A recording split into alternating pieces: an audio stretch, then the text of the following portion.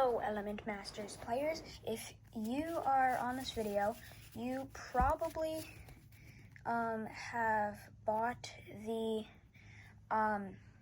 Element Masters Set 1 Mythical Creatures starter decks. Now these starter decks are 30 card decks. The one that I'll be showing you today, or using to explain the rules today, is the aggressive deck. So it's called Element Masters Attack. So let's start with setup. So normally you would have a 60 card deck, although in this case you have a 30 card deck. And you start by shuffling up your deck. You're going to place it to the right of you, slightly in front of you. Okay, and then you're going to draw your hand of 7 cards from on top of the deck. So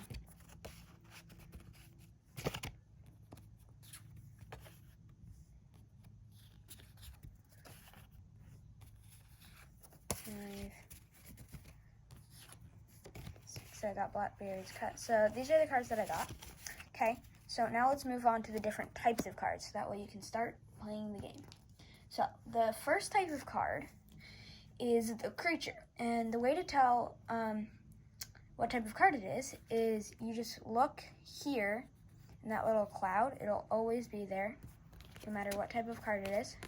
You're gonna look there, and whatever is in that cloud will say what type of card it is.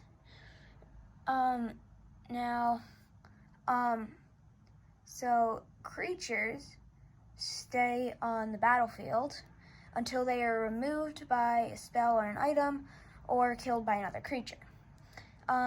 So let's look at a creature. Now, you'll see to the left of the creature's name is a number. This is its waiting time. So when you play this creature from your hand or from anywhere, it will have to wait that number of turns until it can attack. Now,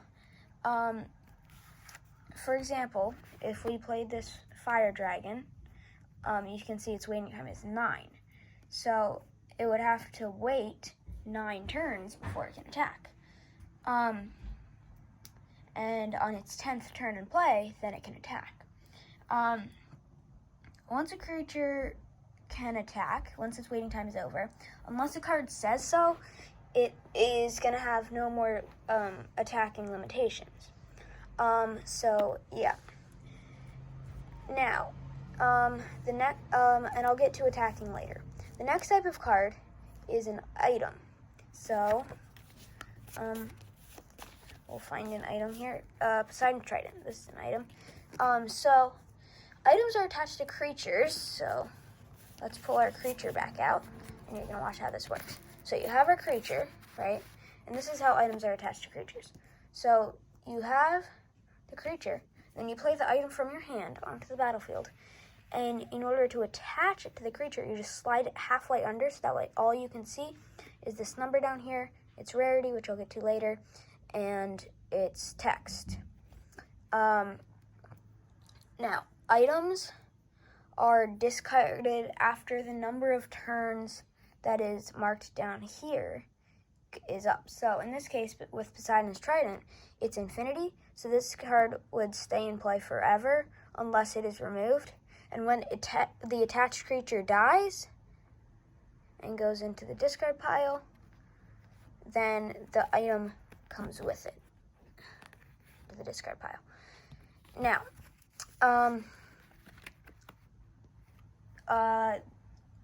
so yeah, and then it'll say, and then you just follow the rules that the item says.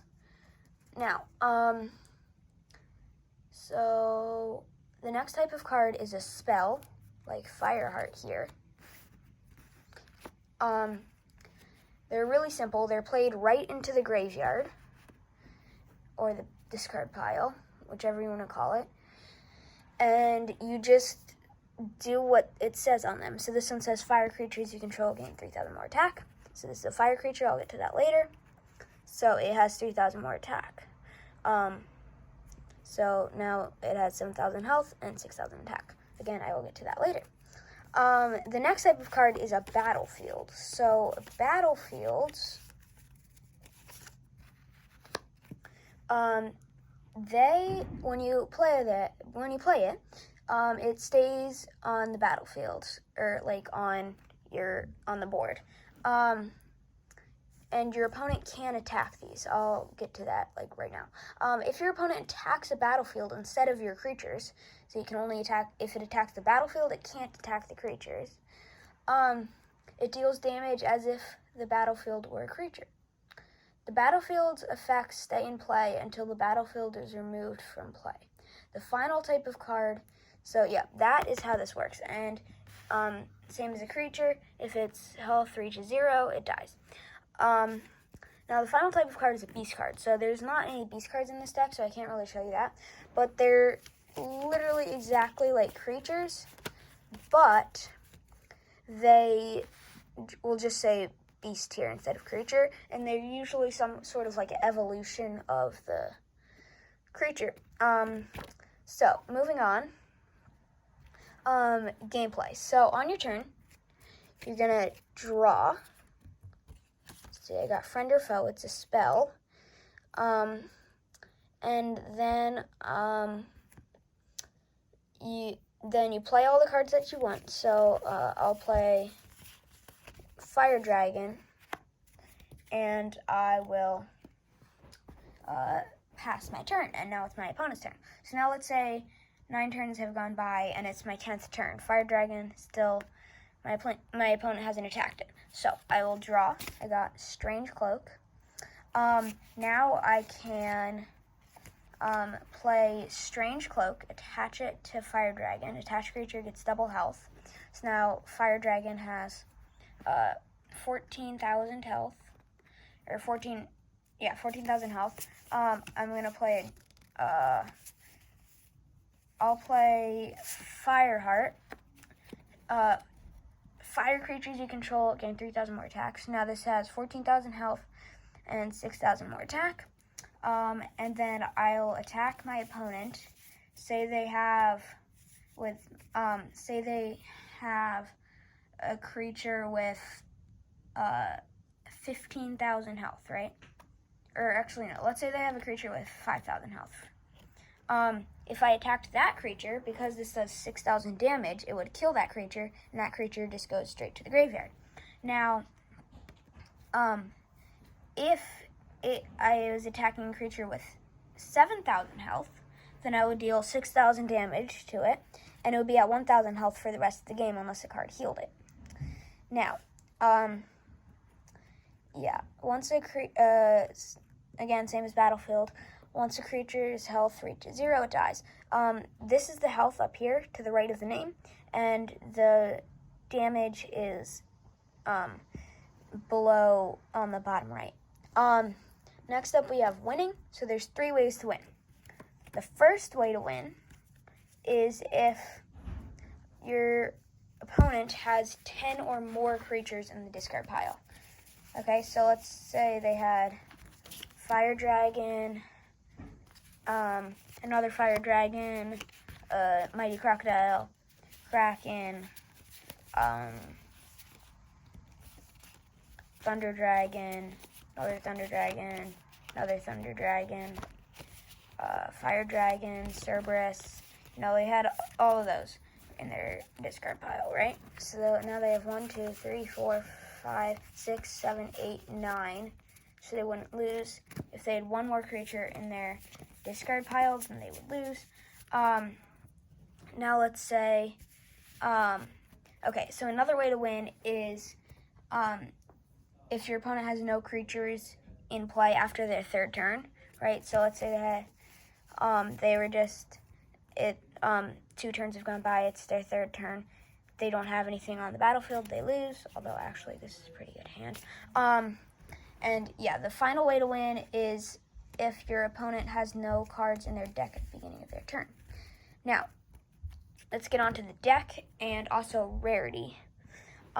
So your deck is made up of a 60-card combination, unless it's one of these starter decks, which is only 30 cards, of any number of creature, item, spell, battlefield, and beast cards.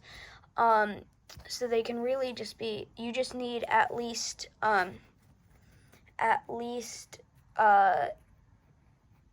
10 creatures, and if you don't have 10 creatures, then at least add one more creature, or add something that can allow you to get another creature, like friend or foe.